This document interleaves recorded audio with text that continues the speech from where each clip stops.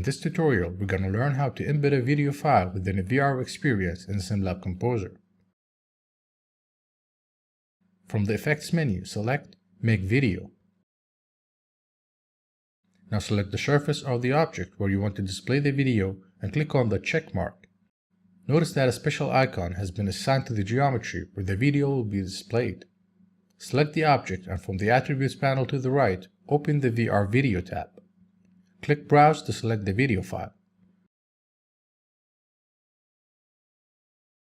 Some of the options available for the video files are to play on start, play in loop, have interactive functions, or to be muted.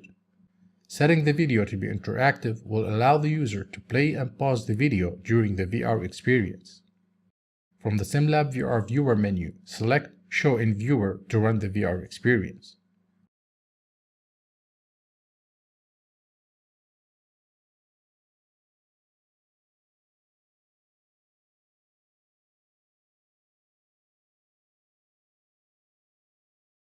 Point and left-click at a video to play it in desktop mode, or use the trigger button on the controller if you're in VR mode. Use the same buttons to pause it and resume it.